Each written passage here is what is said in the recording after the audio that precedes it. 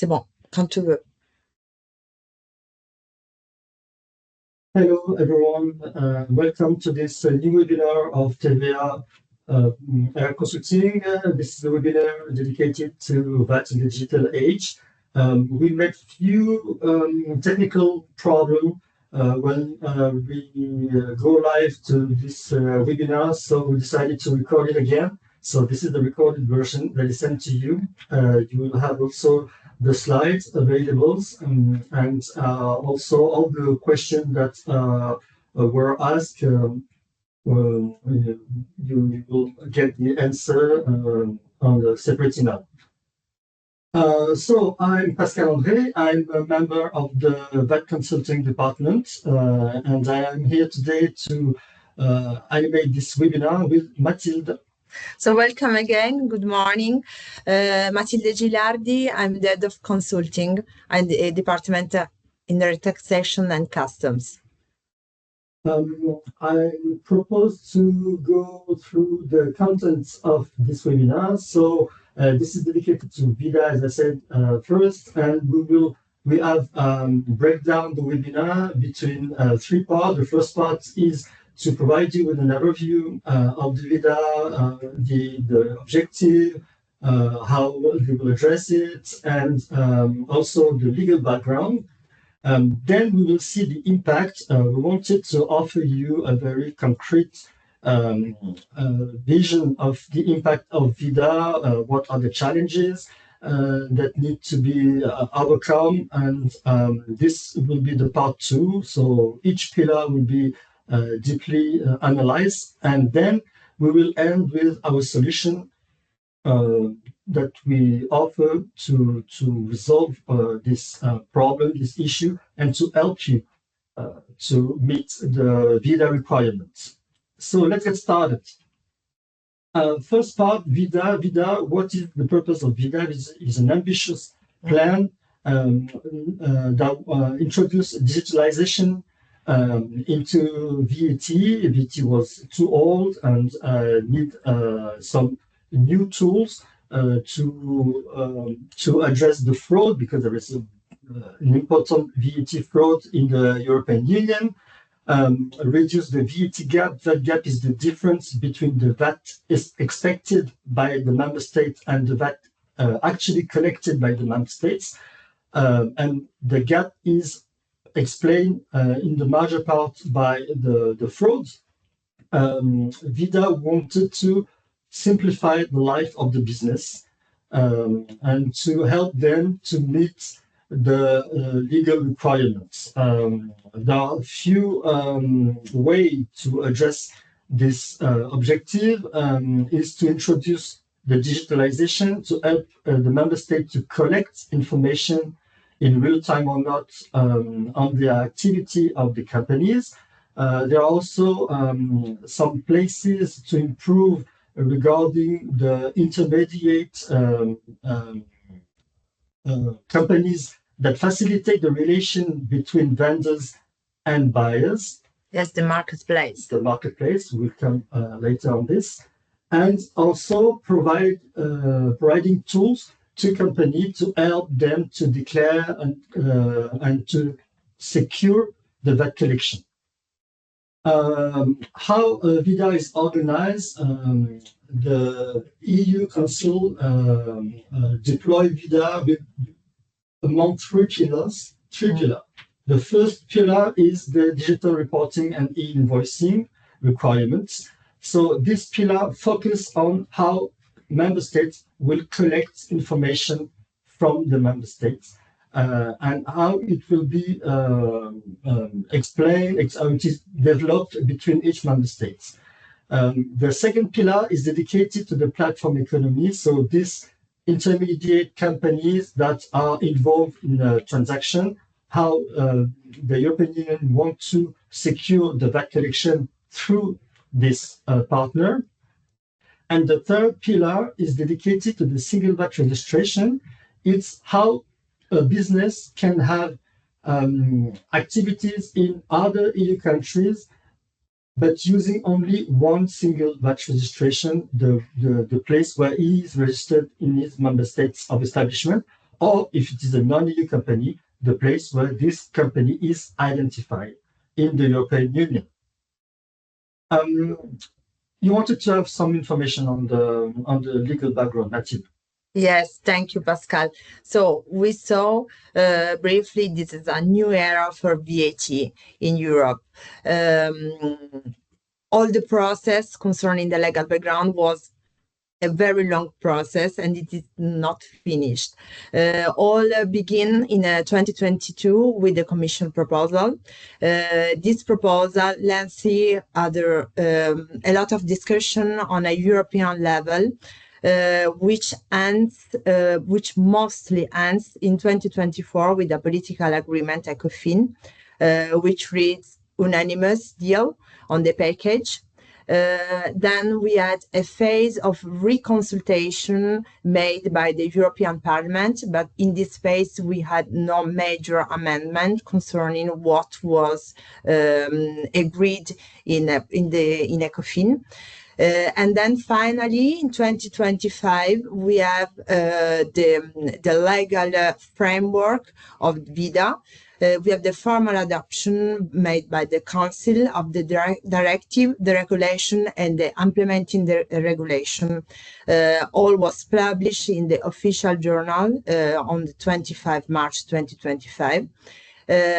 But we cannot say that all this process is really finished because we have still a lot of VAT expert group on European level, which are discussing on implementation in. They are detailing the practical impact for company following the adoption of the legal framework. So we can say that it has been a long process and it is still a long process on the way. On the next slide, we tried to detail next phases. And we want just to trigger your attention on the big deadline, 1st July 2030, which means that all the DRR requirements will be effective and will be still a little transitional phases until 2035 concerning the member states which are not still implementing DRR standards. There are a little bit transitional phase of tolerance, and then it will be official for everybody, for every EU country. But as we state, we want to give you some focus on practical impact and what you have to implement in order to anticipate and prepare ViDA. So please go on with the explanation of the first pillar, and we will see how is on the menu and how you have to be prepared to anticipate correctly and to be compliant with ViDA's impact. Pascal, I'll let you begin. Yes, so let's get started with the first pillar, digital reporting requirements. So the idea is to be able to collect rapidly information and to make cross-check of this information at an EU level to detect discrepancies and to combat fraud, of course. So the ViDA wants to have real-time access to the VAT data across the European Union. So Mathilde explained that this will be enforced from the 1st July 2030, and there is still a delay for some member states because all member states in the European Union are not at an equal point on this long process. Some of them have already started this process, and it is enforced still for many years. And some of them haven't started yet; they are just on a consultation phase. So this is why there is some room for harmonization. So what is the scope? The scope is focused on the intra-EU movement, intra-EU transaction between companies. The EU wants to have another view of this transaction. They want the seller to declare information. They want the purchaser to declare information so that it can be cross-checked. and find what is wrong and audit the companies. The reporting is based on a voluntary transmission of the businesses. So businesses need to collect the data and to report them to the tax authorities, and the tax authority will then make the cross check. How to do that? They need a European standard model. So it is a format that will allow to confront all the data. If information are not in the same format, we cannot match them. So we need to follow some basic requirement for everyone on the format of invoice, on the data that we need to be collected to be able to match the information. Regarding local requirements, there are the recapitulated statements, EC sales list, that are today enforced in the majority of the member states. This will disappear thanks to this DRR requirement. There are some room to improvements because some countries have adapted the e-invoicing system, but it is not compliant with ViDA requirements. And as these member states have already made a lot of expenses, IT development to implement the system in their own country, they have some delay to reach the ViDA requirements, and they benefit from 5 years delay. Instead of 2030, they will need to comply in 2035. Of course, all these things is to combat fraud, to tackle fraud, and to modernize the economy and try to reduce the burdens on the businesses. But we will see that it is not that simple. So we will pass from an aggregate transmission of data to the tax authority of real-time transmission or near real-time transmission. And we can see that we can anticipate one of the points which will be problems of ViDA.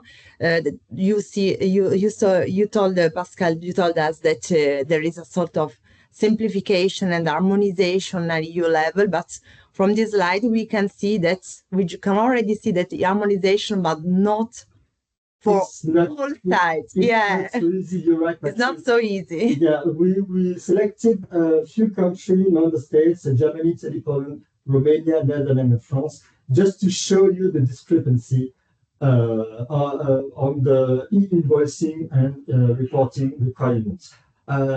For example, Italy started 5 years ago, 6 years ago, in 2019. So they implemented e-invoicing in 2019. So it is complicated to ask them to meet new requirements as it is already enforced. So they benefit from the 5 years to reach the format that ViDA require. At the opposite, you can find Netherlands. Netherlands has no fraud, has no VAT fraud. So why this country should start a long-lasting process and long, expensive process to implement invoicing, as they don't have to combat fraud. There is no fraud. So Netherlands is waiting and will start the process later in 2028. So it's almost 10 years after Italy. Then the scope. In the member states initiate the e-invoicing for domestic transaction first. So domestic transaction between established company. Romania said, no, I also include non-established company. So this is different from France or from Germany. So the status of the company is different. Then they implement it for domestic transaction. But not only. Poland say, I want also the intra-EU transaction because I know that ViDA will ask for it. So Poland already planned to have electronic invoicing on intra-EU transaction 2.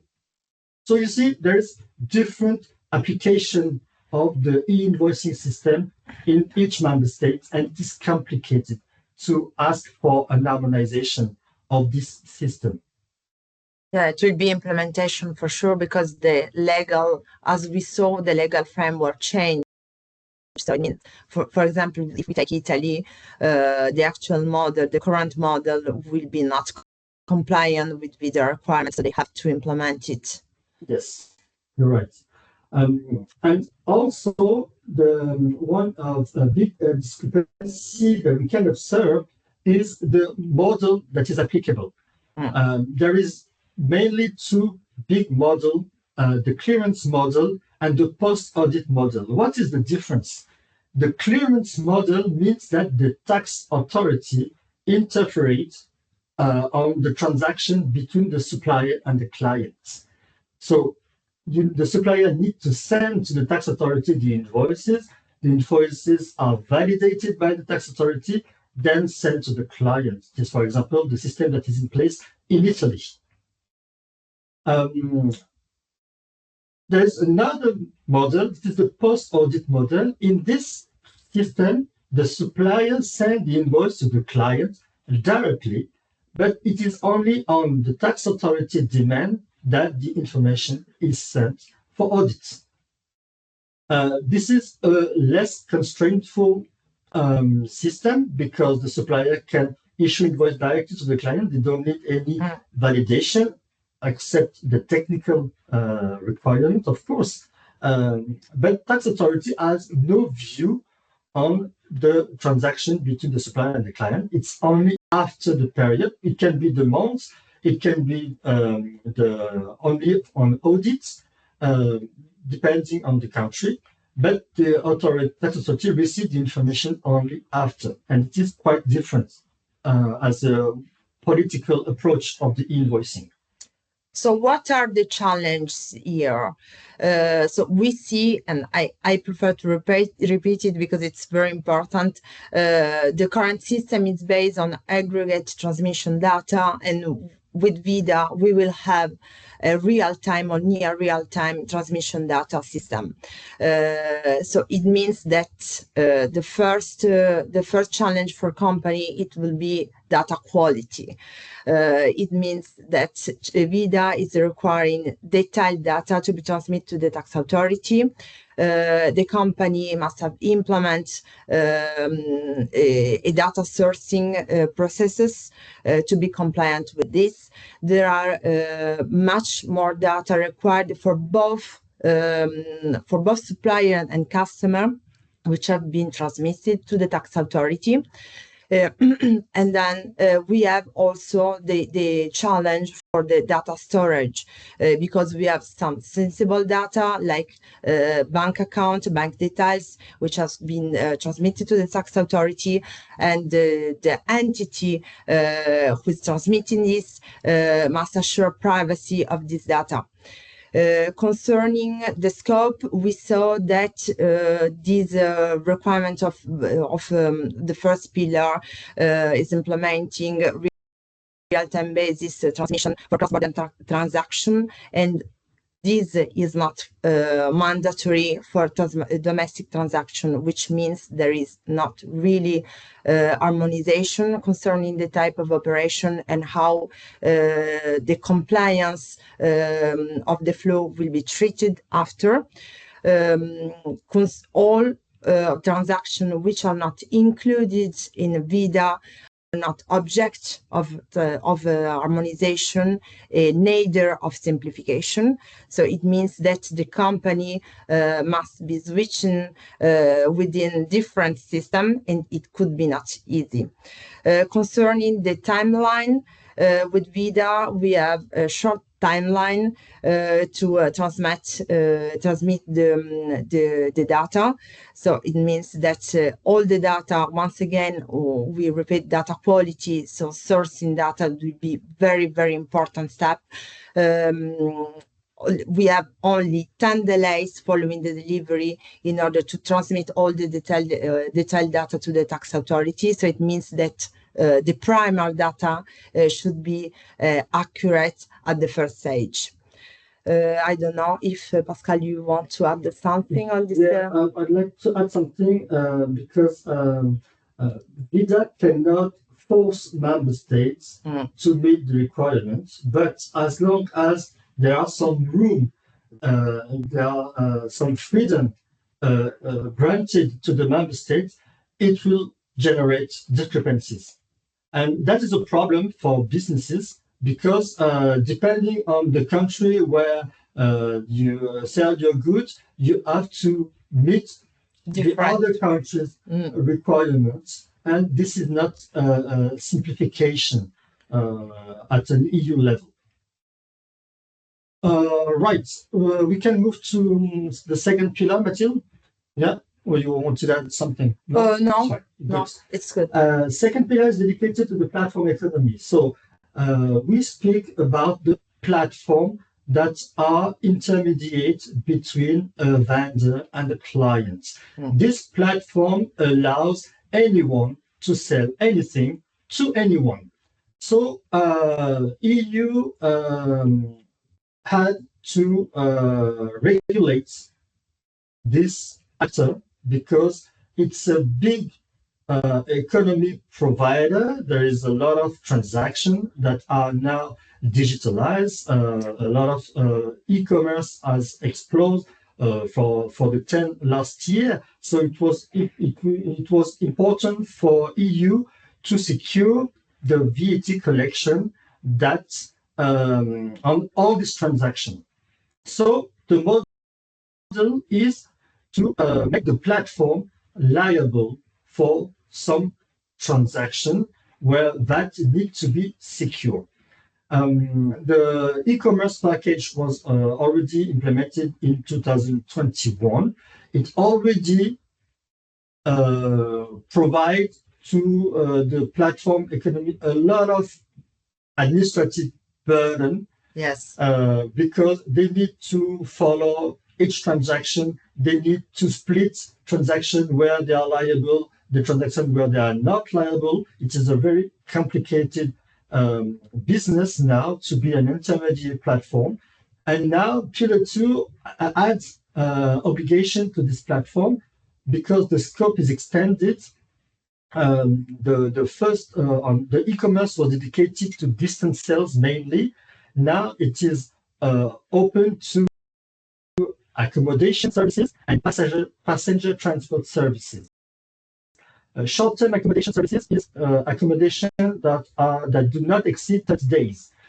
So we all know who are in the scope of this pillar and how the VAT need to be secure because there is a lot of individual providers that offer accommodation to very well-known platform. And now the platform will be liable for VAT. So it is easier for the member states to charge the platform instead of charging the individual providers. So it's a simplification at an EU level, but it is a really, really complicated for the platform. Reduce fraud, of course, because a lot of actors in this domain know it is complicated to know the rules. Place of supply rules are complicated. If you are in a country and the accommodation is in another country, what shall be the VAT rate to apply? Is there a reduced rate? Is there any specification? It is complicated. So there is a lot of VAT that is not collected that needs to be secure, and the ViDA will try to do that through this platform economy. So as we said last time, it's definitely a bad time for platform. Pascal told us there is an exemption of deemed supplier scheme. So it means that basically now the platform should prove that they are not liable for VAT. Unfortunately, the only method to prove this is to check if the underlying supplier has or not a valid VAT number. So if the underlying supplier is liable for VAT instead of the platform. But what is the method to check the VAT number? We all know that the prior method is to check VS database. The problem here is that VOS is not updated in a real-time basis. We know that there are some delay in the update of the platform, so it will be complicated for the marketplace to prove with certitude if the undersupplier has a valid VAT number or not. And even if they can prove it, there is another issue: the storage of all of the data, all the check of validity of the VS number. So we saw that there are a lot of administrative burden for the marketplace, and if they cannot, once again, if they cannot prove that they are not liable for VAT, they will. Okay.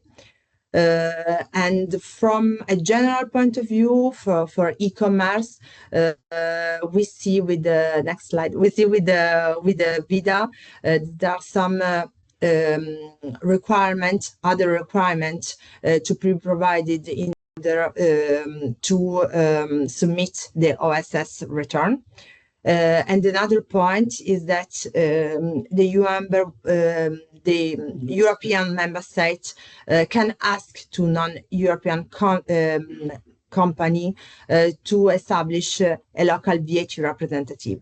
So once again, we see that there are normalization and potential discrepancies between the European member states.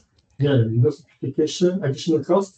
Additional costs. Yeah, because the local representative is jointly responsible for VAT, so they need bank guarantees.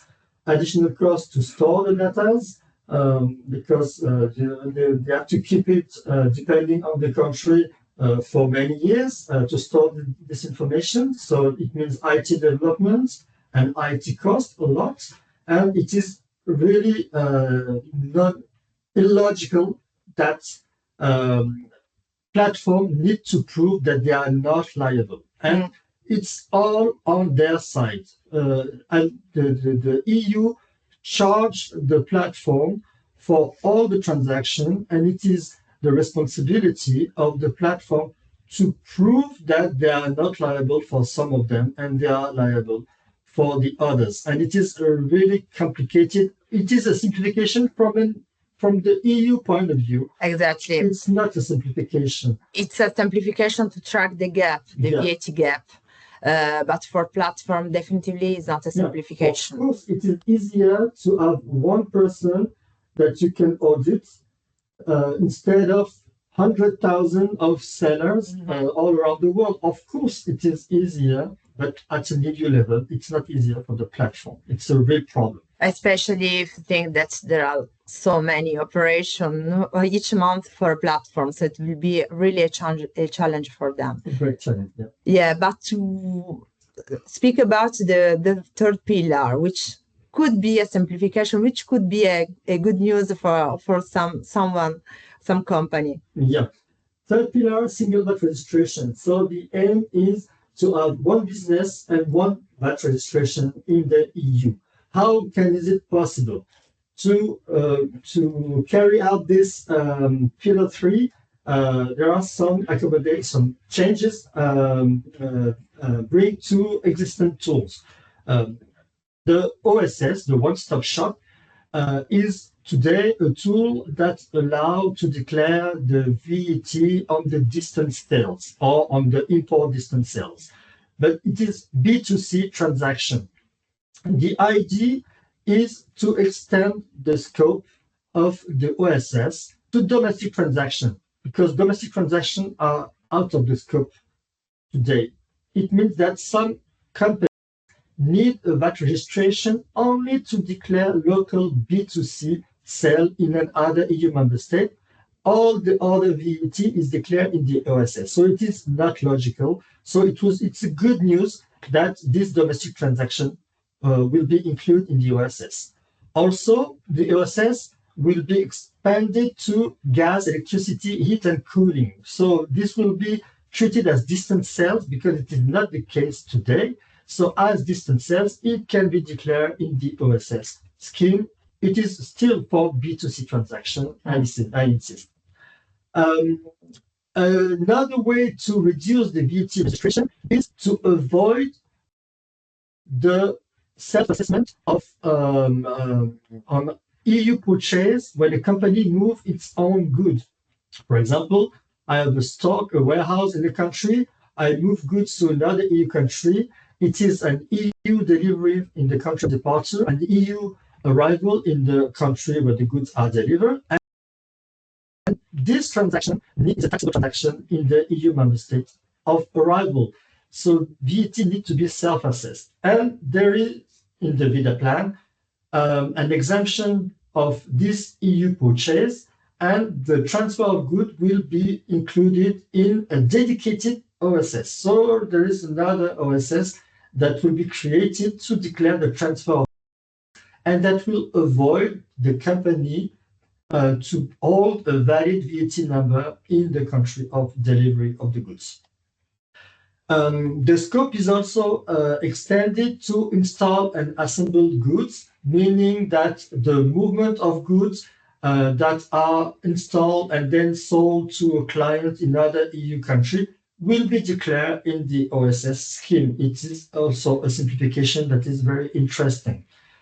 And a major change, of course, is the generalization of the reverse charge mechanism. You know, it is the system where the client is liable for VAT instead of the supplier. It is already in force mainly when the supplier is not established and a local transaction needs to be invoiced to a client. So domestic transaction, non-established supplier on a B2B transaction, there is a reverse charge mechanism that is applicable today on many member states, not all the member states, but ViDA will generalize this mechanism to all the member states. But of course, there will be some room for the member state to adapt this mechanism. So Pascal, this is dream world, single VAT registration, OSS, etc., etc. But focus once again on the challenge. You insist on this point, and you are right. The simplification mainly applies to B2C transaction. So I want to repeat it. If your company handle B2C, but also B2B deliveries, you may maybe have a warehouse in several European countries. You still need a VAT registration in different countries. Concerning the extension of OSS, okay, it could be a simplification for the company because you can centralize your VAT declaration, but pay attention that there is not only one OSS, there will be several. So it means that you add another OSS concerning stock transfer, which could be used in different cases from the other. So, okay, simplification, but several OSS. Concerning the simplification of the treatment of the operation, you mentioned, Pascal, a generalization of the reverse charge, but you also anticipate that the European countries still have some room in order to implement or in order to continue to apply some exception, and it will be the case because we know that there are, yes, a general reverse charge applying, but there are also exceptions, and ViDA don't abolish this exception.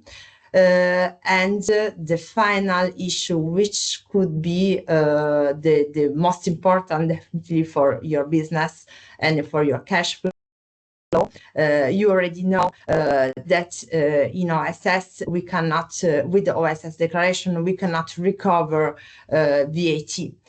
So it means that you have to submit a claim 18 or 13 directive. It depends by your situation, but this definitely will be not a simplification.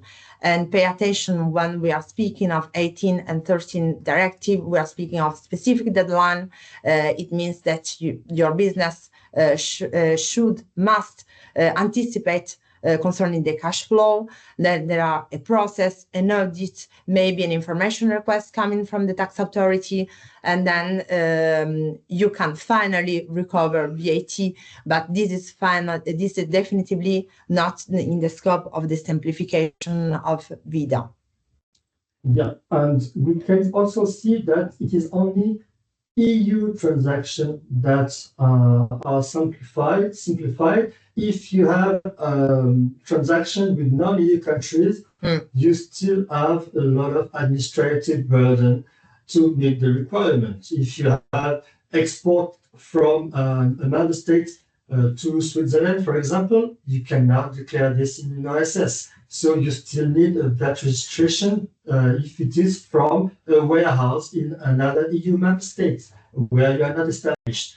So keep in mind that B2C transaction, okay, will be simplified. Some B2B transaction will be simplified, but there is a lot of things to do still. And the recoverable VAT is totally out of the scope of ViDA, and it is still a problem because VAT is a cash issue for companies. So recover VAT should be also simplified at an EU level. Okay, so a lot of challenges, a lot of limitation. We try to summarize it. Technical and operation difficulties. So we told a lot of time. Data quality, data sourcing, internal process will be a challenge for the company, and the company must be supported by a technical implementation in order to comply with ViDA requirement. Timeliness, all will be real-time transmitted, so no time to amend the data. We saw that there are some simplification, but still not a real harmonization on a European level. So there are general rules which are coming from the legal framework for the directive, but there are so many exceptions which must be handled. But we have also a good news for you, because we can support you and support your business concerning all the challenges of ViDA. So we have this solution and we are very happy to present you. Easy, Pascal. Yes, easy. We are very happy at Tevea Consulting because now we joined the VAT group. We can benefit from Easy, which is of the group, and Easy is a powerful platform offering dematerialization solution for businesses. And it is very important for Tevea Consulting to have this partner, because now we can help companies from A to Z. We can help them to map the flow, to check the eligibilities of the flow, what are the requirements in all the countries, what are the issues, and we can also bring a solution to this company to help them to meet the requirements. Easy is a very powerful platform that is suitable to every kind of ERP. It is a very, how to say, you can adapt. You can adapt, sorry, very easily to all kind of profile, big companies with multiple establishments, or a small agriculture company with 2 people. Easy can adapt to this. They can digitalize the process and meet the local requirement in all the countries. It is important because you can have only one provider that allows you to be compliant in every country. It is very important. So easy can centralize the management of data. Yes, they can centralize the management of data.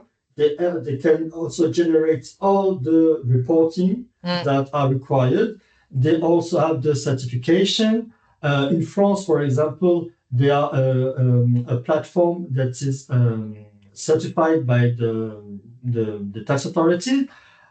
So they do all the necessary administrative work to be compliant with every country. To be recognized and Exactly, and they match your VAT certification, your VAT matrix, and they use it to generate all the flows and send the invoices to your client, to the tax authority for the e-reporting. They can aggregate the information.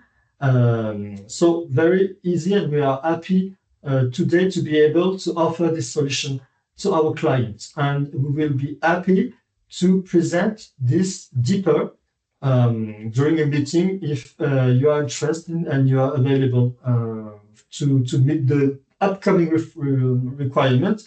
It can be for France, for invoicing in France, but it can be also for Germany. Belgium is starting on January.